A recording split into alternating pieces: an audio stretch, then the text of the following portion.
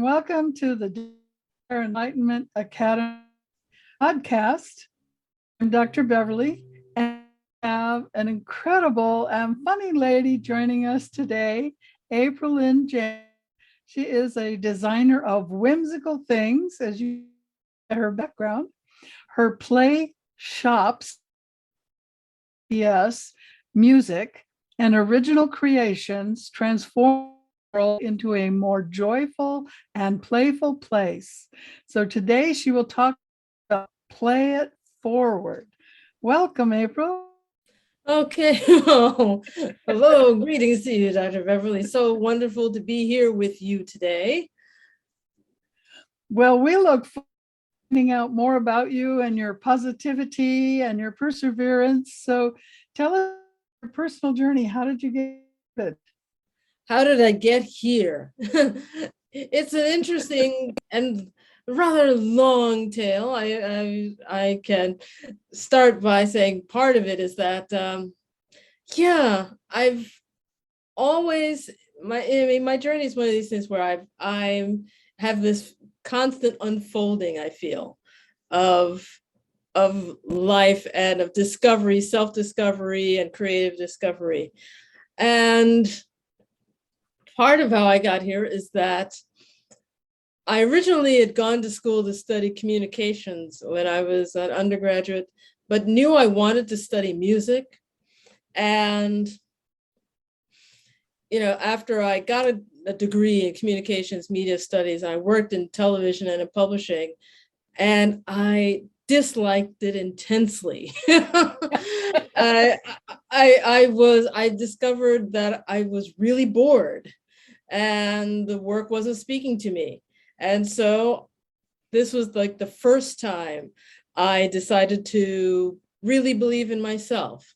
And I was laid off the Wednesday before Thanksgiving in '92 and said, that's it. I'm going to go back to school and study what I wanted to study, which was music, because I should be able to figure out something to do with something that I enjoy doing. And so I defied my parents and went back to school and studied music, and it was great. It was glorious. I absolutely loved every minute I was studying music. And I wound up getting scholarships, wound up getting a full fellowship to go to Harvard to do a PhD in musicology. And did my research on operas composed by women, and discovered that I wasn't really thrilled with academia. It was one of these things. I'm like, okay, I still love music, but the academy isn't working for me. So I left that. I pursued my first entrepreneurial venture, running my own opera company based on the research I'd done, and did that in New York for several years, ran into a lot of interesting obstacles, and it wasn't quite as successful as I wanted it to be. And this was partially because I call that my decade of awfulness. In that I was building my own company, working on my voice, working on having an operatic career, but also dealing with my mother, who was having major health issues during that decade.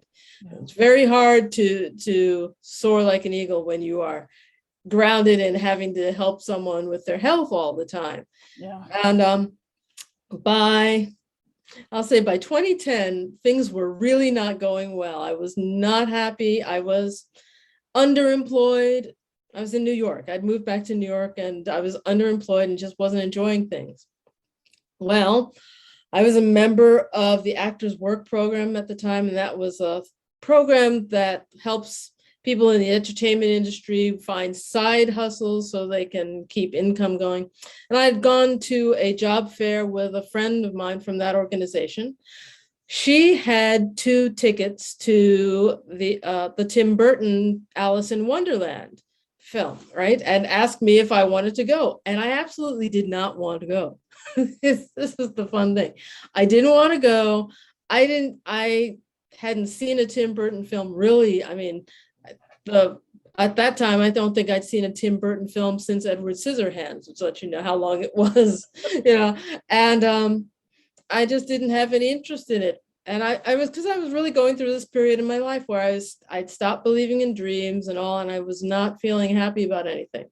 But I told her I would walk her to the theater because she was a member of SAG and it was at the Directors Guild Cinema, and I was on the way to the subway. So I go with her, and we get there. She's like, "Well, you sure you don't want to come?" And I'm like, "I'll go in to use the bathroom before I get on the subway," right? And then that happens. That's 5 minutes, and then it's like 5 minutes to curtain time. She's like, "Are you sure you don't want to stay?" And I was like, well, I couldn't think of a good excuse. So I was like, you know what? I called my mother, said, "Mom, I'm not going to be in for dinner." She's like, "Fine." I'm like, "Good." And so I went and sat down and saw this film, and it changed everything. The moment the music came up and the images came on the screen, it's like I was transfixed. And at this point in my life, I knew nothing about Lewis Carroll. Like, I knew very little about Lewis Carroll. I had read one poem by him, and that was Jabberwocky, back when I was in college. Yeah. And I knew nothing really about Alice in Wonderland, except maybe what you hear in the culture generally, but I know nothing about it. So I went into this film totally just like, oh my God. And it just blew me away. It sucked me in and kept me there. And then the most interesting thing happened to me during the Mad Tea Party scene.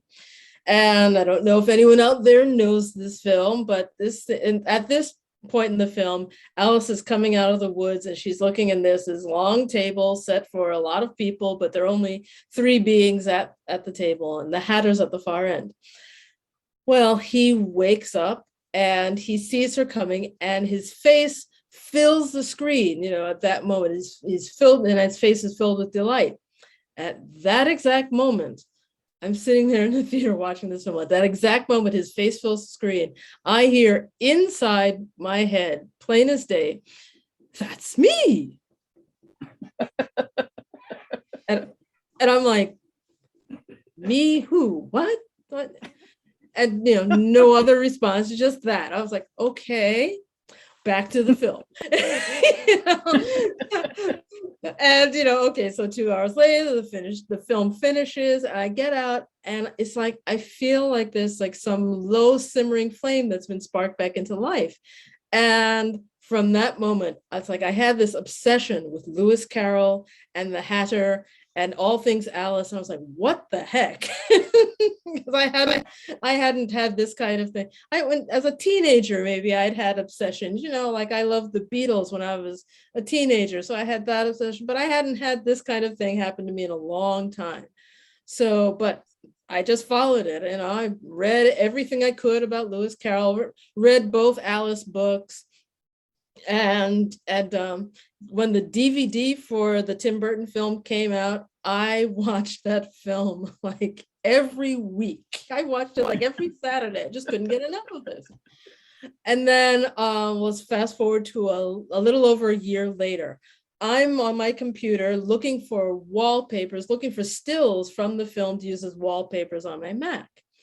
And I find this one that has, it's like a poem, and it's supposedly in the Mad Hatter's voice, and I look at this and I'm like, oh, that might work. And then I hear that voice again go, "I could do better." And I'm like, okay, what do you mean? He said, "I could do better." Oh, I could do better. Oh. Yeah. And I'm like, what do you mean? Goes, "Well, look, it's not even a proper form. It needs to be a sonnet." So I'm like, what? Okay, a sonnet. Okay, I'm game. Look, I'd been working with angels by this time and stuff, and so I recognize this kind of creative guidance, and I'm like, okay, I'll take you up on that, right? I go to my dictionary, though, just to be sure, look up sonnet to make sure I know remember what sonnet is, because I hadn't written a lick of poetry really since undergrad. And sonnet, 14-line poem. okay, all right, for 14 lines, sure, okay, I'll humor this. So I take out a pencil and some paper, and 15 minutes later we have, if I were not mad, what on earth would I be? 'Tis an unlikely prospect, I'm sure you'll agree. Those voices that whisper when no one is near, their meaning is all too entirely clear. I laugh out of turn, I sing in the rain. To me, this is custom, to others, insane. My past is a mystery shrouded in dreams, concealed by blue starlight and moonlit by streams. My present meanders up uncommon roads, and as for my future, who knows what it holds? My friends, they're a mixture of whimsy and wise who come round the bend to drink tea in disguise. In a world where 1 + 1 = 3, if I were not mad, then, who would I be? So that was that it came out exactly like this, and the name Madison Hatter Sonneteer came with that first sonnet, and so that was 2011, and sonnets kept flowing through me all that year and the next year, and really they've been coming through me ever since. And we have over 200 of them, and this totally changed my the creative focus of my life, shall we say. Yeah. Yeah. Well, it's for sure the world more humor. Some of us actually learned Alice in Wonderland, Looking Glass, and all of that at a young age. So it's interesting to me, you didn't learn it till you were older. But something you kind of glossed over really quick was that you went to Harvard. I mean, deal. They were lucky to have me, I like to say. Well, I taught at a college, and it can be pretty political. So I can see why you didn't want to stick with that as a career. Yeah, it wasn't much fun. That's one of the things I discovered. If I wanted to have fun, I couldn't really have it there at Harvard. I had to go down the street to the conservatory down the street where I studied Baroque dance. And, I kept up with my voice lessons outside of Harvard. I mean, really, it was tough when I was in grad school. One of the tough things, was that I was typing all the time on the computer. I was stressed out about my studies, and actually I started to have health problems because of being in graduate school. And it's not that I was alone, because a lot of people have health problems in these kind of high pressure environments. There's a lot of suicides that happen at Ivy League schools and these kind of pressure cooker environments. And so I had gained weight in my first year or two there. I was not happy, and stuff just, and I gotten tendonitis in my right arm from typing all the time. Yeah. So I've followed inner guidance, because I've very strong inner guidance, and I got away from the computer. I went to the conservatory down the street, studied Baroque dance. I found a mime teacher, because I had studied a little bit of mime before then, and I found there was someone there in Cambridge, Massachusetts, she was from Bulgaria. She was teaching mime, so I started taking classes with her. I had juggled since my time in television. I had juggled. That was one of the things I'd done to keep myself engaged while I was working behind the scenes of television. I had taken up juggling. And so I became the only graduate student member on the Harvard Juggling Club's roster, because graduate students weren't allowed to be members of undergraduate organizations. But I hung out with them anyway. Yeah. And I kept singing, and I just did everything possible to get away from the computer, to minimize my time in front of the screen, and to hang out with people who were doing fun things, because that's what I needed. And it worked. I mean, the tendinitis went away. I lost the weight I had gained, and I was way happier. And I managed to get out of Harvard with my PhD, Well, that's an accomplishment in and of itself, even if you didn't end up teaching. So how do you help people today? What is your passion with people? Well, my passion with people is trying to get people to have more fun. And it's like helping people have more fun in their lives and relearn how to create their own fun, because I think that too much of our fun nowadays in our modern society is spent in front of devices like this one that we're talking across.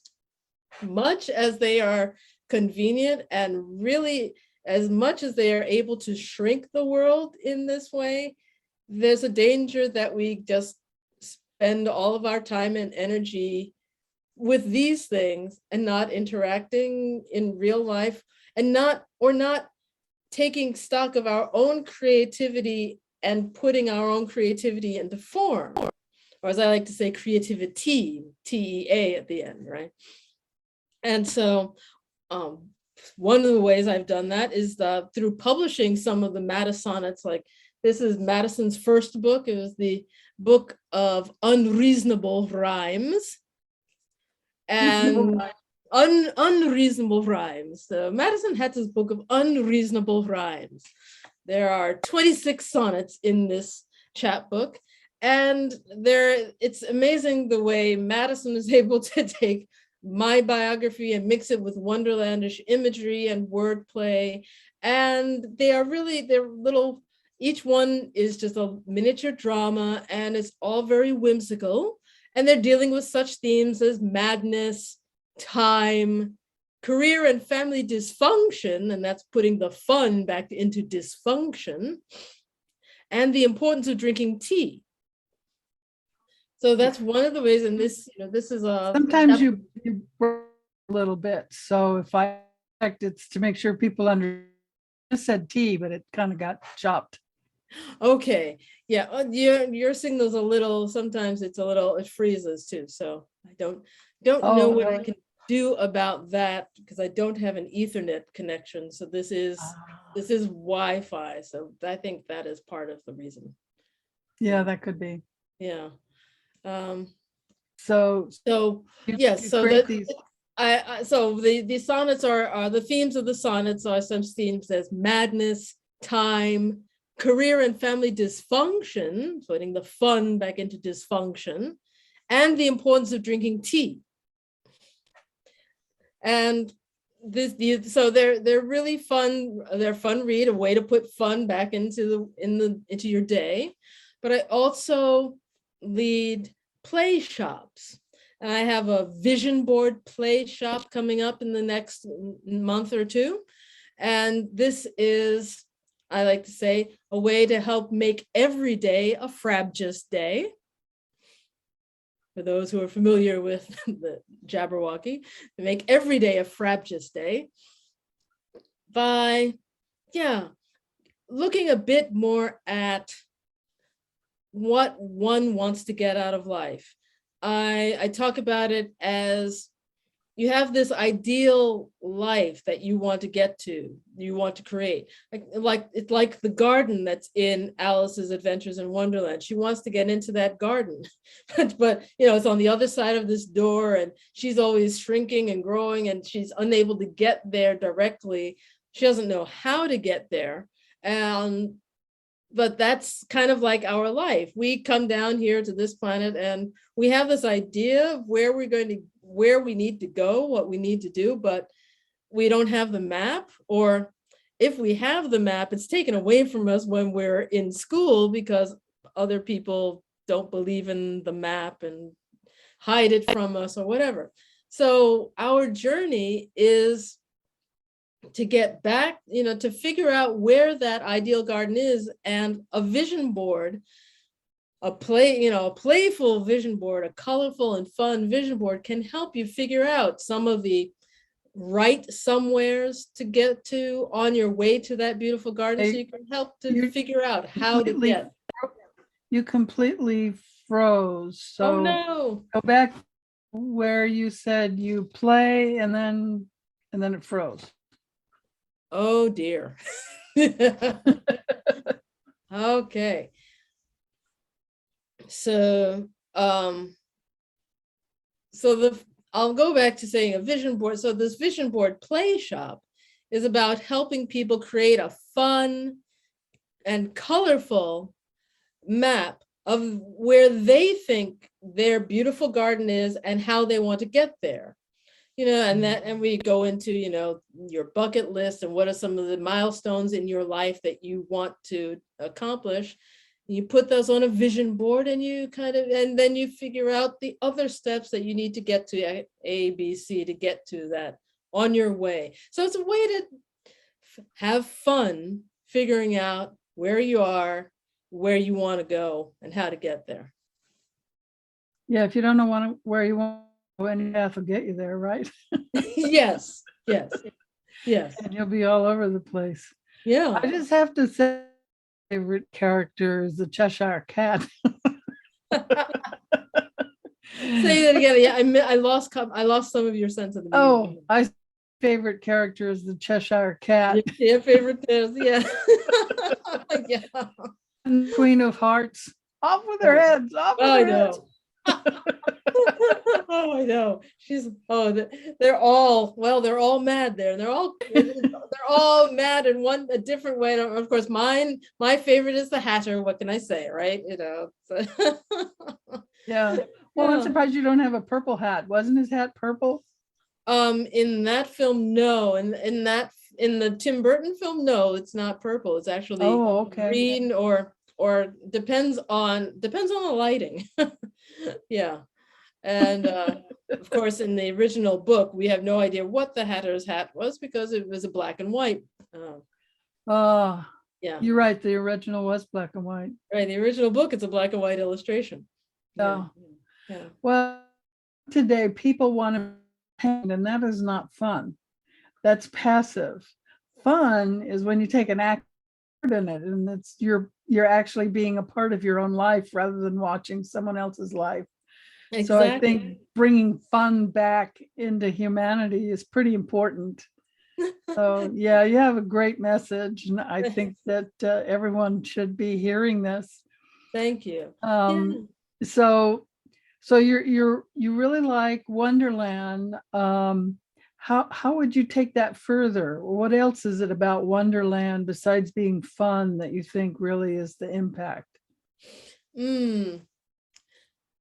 Well, I think that Wonderland has inspired a lot of creativity, since it came into the world over 150 years ago, right? And so what I also love about Wonderland is that the art that it inspires and the products, the different things, the different reactions people come up with.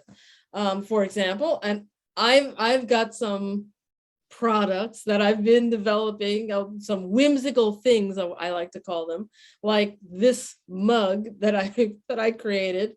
And I'll hold it up here so people can really see. It's "Go mad and drink tea." And drink tea. Go mad and drink tea. Why not, right? I love that Wonderland can inspire one to create different whimsical things that people can bring into their lives and have around to remind them on a moment by moment basis, hey, life can be more fun. Hey, snap out of it. Having a bad mood, go mad and drink tea, Too many people, in my opinion, whatever that's worth, drink too much coffee, which is a stimulant that takes you down. Whereas when you drink tea, you just sip it slowly and it's kind of fun. And, sometimes you put lemon or milk or something in it, but you can drink it plain, but there's of tea. And it's like, which one will I have now? It's like you're making choices besides some toxic hot beverage, caramel or what at Starbucks. Yeah. Yes, Yeah. this is true. The benefits of tea, I mean, aside from mad tea party aside, the benefits of drinking tea are multitude. People, there's been a lot of studies about the health effects of green tea, especially. But, tea, yeah, the whole idea of the whole way you have to prepare it. And then you just, if you take your time with it, that's why I do like the Japanese tea ceremony, right? Mhm. But even a tea party, right? Where you get together with other people and you are supposed to sit and be with one another, make conversation. It's supposed to be polite conversation, but Yeah. but things happen. But it's just that tea there's much more to drinking tea. You're not drinking it just to rev up your system and get up and go and do it. No, it's like the opposite of that. Yeah. And I think it's so civilizing in a way. Yeah. Yeah. Yeah, it's time to take a break. Sit down and you boil the tea, you let it steep. So you're waiting, you're calm, and then you just slowly sip it. You don't gulp it down. Which is, I think that's why the Brits use the little teeny teacups. Yeah. I use a big mug. I like my tea. But yeah, it's take a moment of time for yourself and enjoy a cup of tea and enjoy life and be grateful. There's a lot to be said for sitting down and having that moment, even if it's just with yourself. Exactly. Life is not to be hurried through. Actually, we are supposed to enjoy our time on this planet. Yeah. And so, that's why I like to think that Wonderland and the whimsical things, any of the whimsical things I'm able to bring into form are part of bringing this awareness back to people that really life is meant to be enjoyed and we are meant to have fun here. Yeah, I believe we either create heaven or hell on earth, and that's our choice. It is our choice. It is our free will choice. We've been given free will. Why don't we use that free will to create good things? Yes. And that's what humanity is going now, as we are now saying no more wars, no more killing. We want peace, we want harmony, we want collaboration. And that's what humanity's heading toward. At least that's what a lot of us are heading towards. Yes. Is getting away from the stress and the craziness that's been going on for way too long. Way too long. So yeah. I'm really glad you're bringing that joy and fun to people. We need it. Well, thank you. And my ulterior motive is, of course, that I want a creative and fun community of people around me. It's like, I don't want to be just having tea by myself and, being fun by myself. It's like, no, we want to have community. Right. That's what it's all about. Yes, absolutely. Yeah. So how can people learn more about the work you do? They can go to my and Madison's website. So aprilplusmadison.com, and that's April, APRIL, plus PLUS, Madison, like Madison Avenue.com. Yeah. And then you can find out all about stuff that we do. And then you also have a free gift for our listeners? We do. We have an ebook called 10 Ways to Play It Forward. And actually, if you go to our website, that you'll come to that landing page, which has a link to that right off the bat. Or you can go to 10 ways to play it forward, as all as one word.com, and you can find the same ebook. So that was play it forward, 10 TEN ways to play it forward.com. Exactly. And for the YouTube folks, it'll be posted down below. And if you're on the podcast audio only, it's 10 TEN WAYSTOPLAYIFORWD.com. 10 ways to play it forward.com. That's correct. Really awesome. So do you have any final words for our audience today? Any final words? 'Twas brillig and the slithy toves did gyre and gimble on the wave. All mimsy were the borogroves and the momras outgrave. Just a little bit of Jabberwocky there. Oh, that's Jabberwocky. Okay. Yeah, yeah. As I tell you, it's my favorite poem my favorite poem from college, and it's like, and I just didn't know anything about him again until after the Tim Burton film, and then it totally just. Did you ever look into the life of Lewis Carroll? Oh yes, he was a mathematician at Oxford, teacher, but also one of the most innovative photographers of his time. Why did that? Yeah, wonderfully creative man. Huh. And I think, the final words, what do I say? We need to pay more attention to, our connection to the divine. Yeah. Because one thing that Madison teaches me is that we connect to the divine in the stillness, and we need to really take that time to be with ourselves so that we can also be connected to our divine source, because that's where our creativity comes from. People used to ask, people would ask me, if like I made Madison up. It's like, I don't make up Madison. Madison comes through, and it's in the stillness and quietness that I can have in myself that allows that. And it amazes me just as much as it might amaze and amuse anyone else. It totally amazes and amuses me that the divine has chosen to really help me and help others in this way. Yeah. Right now, after the past 2 years, I think fun is mocked by so many people. Yeah. Well, it's such a delight to talk to you, and I'm so glad you could be with us on this podcast. So when I would say, be the light to see in the world. Bye, Madison. Bye.